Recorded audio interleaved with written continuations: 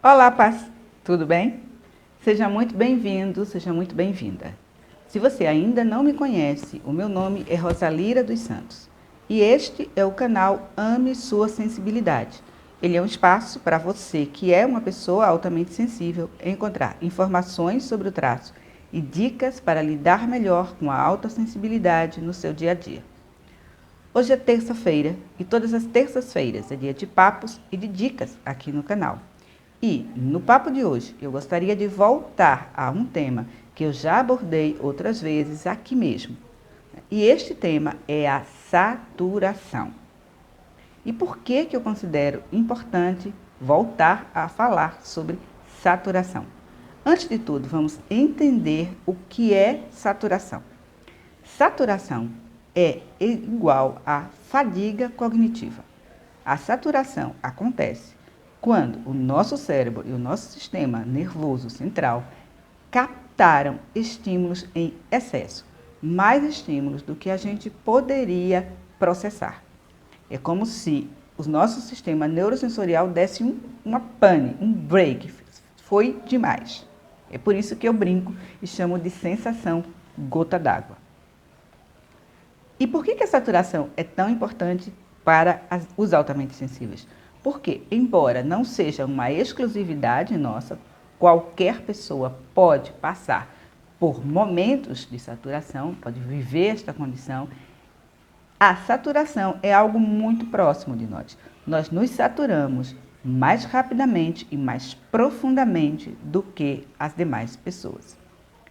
E isto acontece porque esse nosso sistema neurosensorial, compreendido pelo sistema nervoso central e pelo cérebro, capta mais estímulos do que o das outras pessoas e também processa esses estímulos com mais profundidade.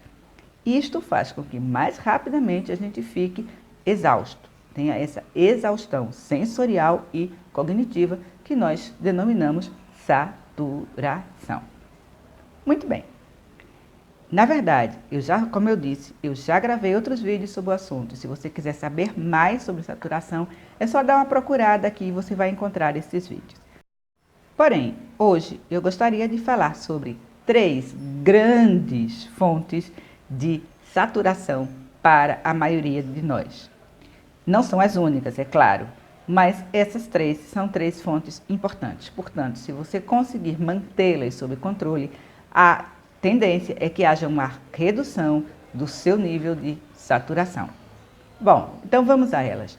A primeira grande fonte de saturação para a maioria das pás está aqui. São os nossos pensamentos e as nossas emoções. Veja, a maioria das pessoas altamente sensíveis é também introvertida. E as pessoas introvertidas tendem a ter um mundo mental extremamente rico. E isso pode ser uma coisa muito boa, isso pode ser uma grande vantagem quando se trata, por exemplo, de refletir antes de falar, quando se trata de planejar alguma coisa, né, de fazer um plano bem feito, seja um mero plano de uma viagem de férias, seja um plano de um negócio, né? Essa nossa capacidade, eu também sou introvertida, essa nossa característica nos dá esta capacidade.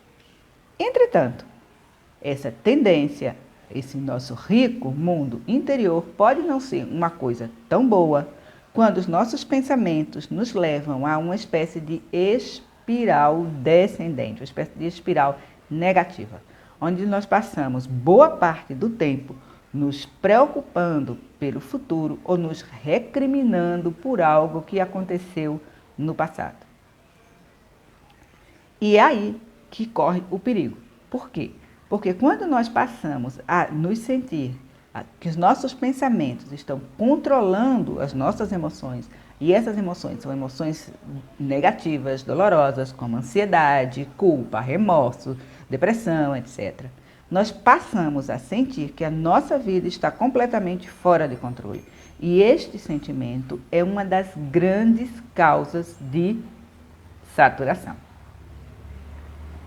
Uma segunda causa que pode nos levar à saturação são os ruídos, as imagens, os cheiros, etc, etc. Veja, você já esteve, por exemplo, num ambiente com muita gente falando, conversando, interagindo, e você só consegue, chega um momento que você só consegue ouvir um zoom, e você fica mais concentrado ou concentrada nas luzes, nas imagens, no ambiente em si, do que na conversa. Isso já aconteceu com você? Pois é. Veja, as pessoas altamente sensíveis somos muito sensíveis ao ambiente. Nós percebemos e captamos informações do ambiente que a maioria das pessoas perde, a maioria das pessoas não percebe e deixa passar. Seja aquele quadro torto, seja um buraco na parede, seja uma cor muito berrante que agride o nosso olhar.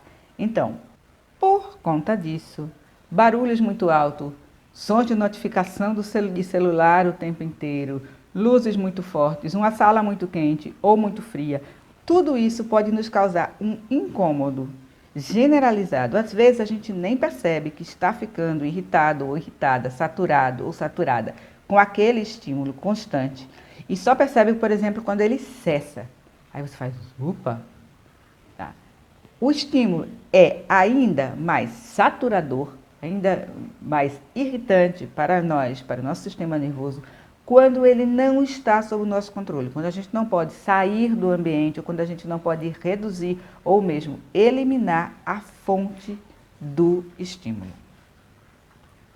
E por fim, a terceira grande fonte de saturação para uma pessoa altamente sensível é uma lista crescente de tarefas, principalmente se a essa lista corresponde pouco tempo para fazer a tarefa da maneira que nós gostaríamos. Veja bem, há duas características que são extremamente positivas do traço da autossensibilidade: a empatia e a consciência. Eu quero dizer com isso que boa parte das pessoas altamente sensíveis realmente está voltada para o outro e realmente quer ajudar as pessoas, principalmente as pessoas que ama. E também, boa parte das pessoas altamente sensíveis é extremamente conscienciosa e busca fazer suas tarefas da melhor maneira possível. Esta conscienciosidade, entretanto, pode cair numa característica nada positiva, que é o perfeccionismo. Então, se a gente junta essas duas coisas, a empatia e o perfeccionismo, nós vamos ter uma situação que talvez você reconheça, que é a de assumir tarefas e compromissos que não são seus para ajudar uma outra pessoa. E o outro aspecto é gastar muito tempo e muita energia numa tarefa tentando torná-la perfeita. Ora, essas duas condições podem tornar o seu cotidiano, o seu dia a dia muito, mas muito difícil. Pode lhe dar aquela sensação que você não consegue dar conta das coisas, porque, por um lado, a sua agenda está super carregada e, por outro, você demora mais tempo do que outras pessoas para fazer as suas tarefas. E mais ainda, demora muito mais para achar que a tarefa está concluída, por conta do seu nível de perfeccionismo. Então, esta é uma receita para a saturação. E é importante, então, que você aprenda a lidar pelo menos com essas três fontes: os seus pensamentos e suas emoções, os ambientes que você frequenta, os ambientes hiperestimulantes que você está ou não frequentando e, finalmente, a questão da sua agenda, da enorme lista de tarefas que você vai acumulando. Muito bem, Rosalira, mas como eu posso lidar com essas três fontes de saturação? Bom, vamos por partes então. Minha primeira sugestão é: saia da sua cabeça e vá para o mundo real. Como é que eu faço isso? Existem várias possibilidades. O que eu queria te propor, uma delas é: escreva os seus pensamentos e escreva aquilo que está lhe atormentando, os seus pensamentos, principalmente os pensamentos repetitivos e também as suas emoções. Um bom momento para fazer isso é quando você resolve dormir e a sua cabeça resolve fazer hora extra. Você já passou por essa situação? Você deita a sua cabeça. Então, escreva os seus pensamentos e escreva o que está lhe incomodando. Ao lado disso, escreva quais são os fatos. Fato e não interpretação. Por exemplo, fato é: minha colega chegou para trabalhar e não deu bom dia. Isto é um fato. Qualquer pessoa pode ver que isto aconteceu. Uma interpretação é: minha colega chegou zangada comigo. Ou minha colega não gosta de mim. Ou minha colega não é uma pessoa educada. Tudo isto são interpretações. Então, escreva os seus pensamentos, suas emoções e, ao lado, escreva quais são os fatos.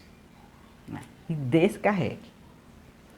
Uma outra possibilidade é procurar uma pessoa de sua confiança que lhe ajude a fazer essa tarefa de separar interpretação de fato e de diminuir a tensão mental que você está levando.